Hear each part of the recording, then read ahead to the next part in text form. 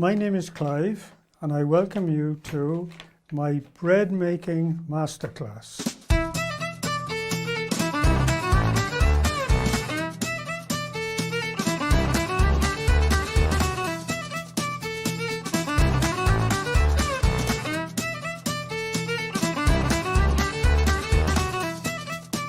I'm going to weigh out now 600 grams of strong white flour.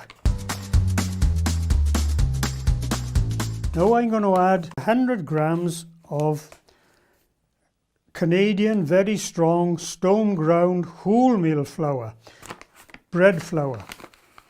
We put the flour now into the bowl.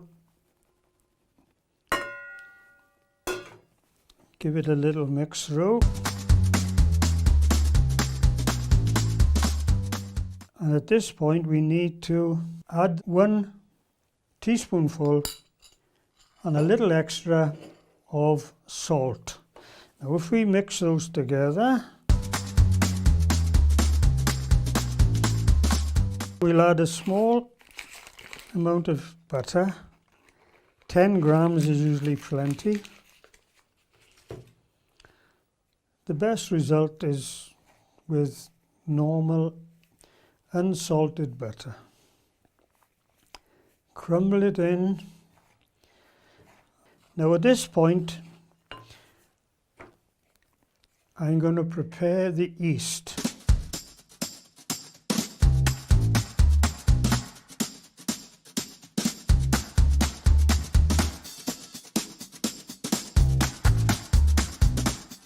There you can see the 2 distinct layers now between the water at the bottom and the yeast and the sugar fermenting at the top.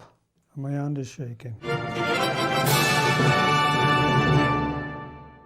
Keep your salt away from your yeast until it's in the flour, because the salt will kill the yeast and it'll set it back, so you don't get your loaf rising.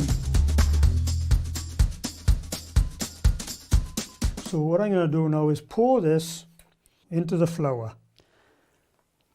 and in it goes like that. Now what I will do is put the remaining water back into this bowl so that none of the yeast and sugar is wasted.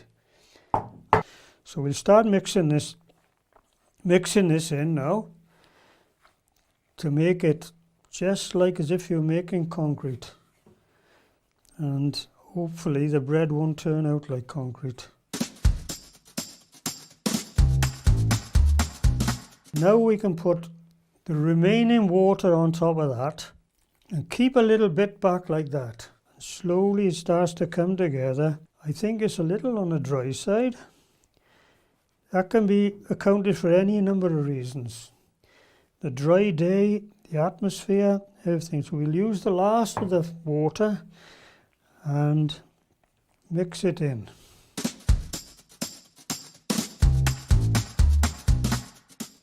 We now got to get our hands in there now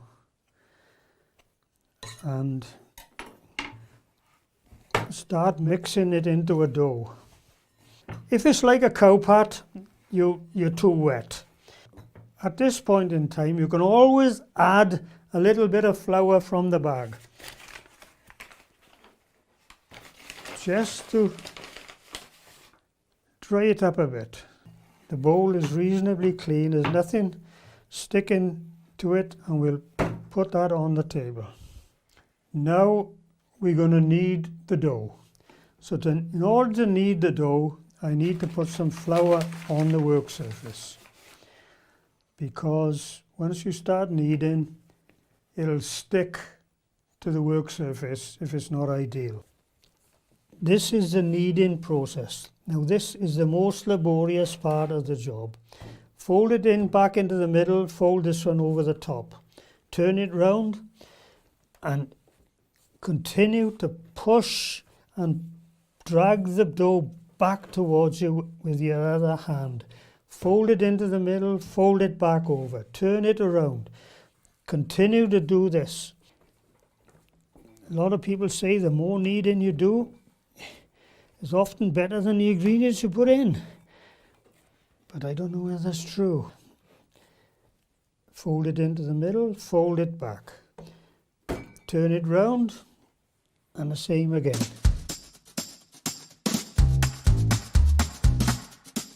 It's not sticking to the hands, it's not sticking to the bowl. Some people will say you should see blisters underneath the skin.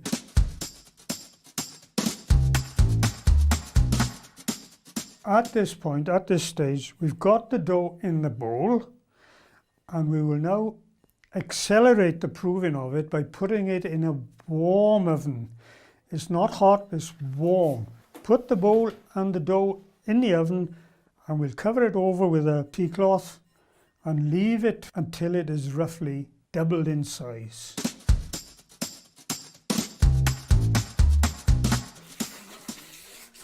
We need to grease the tins. Greasing the tin is quite important.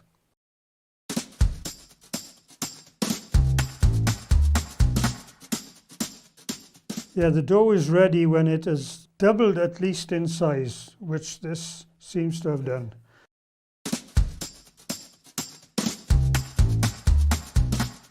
Now we need to knock this dough down now, and a little secondary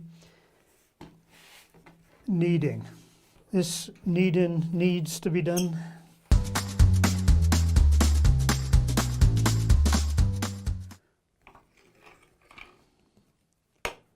If you want to subdivide this into and make bread rolls, so be it. You know, you just got to do the best you can. You cut it and divide it, subdivide it, but I'm going to make 2 loaves of bread because that's what I want for my sandwiches.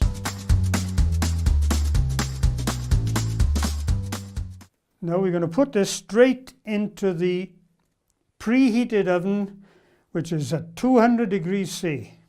1, 2, voila. Then it's just a matter of sitting down now and watching Blue Peter or whatever you fancy.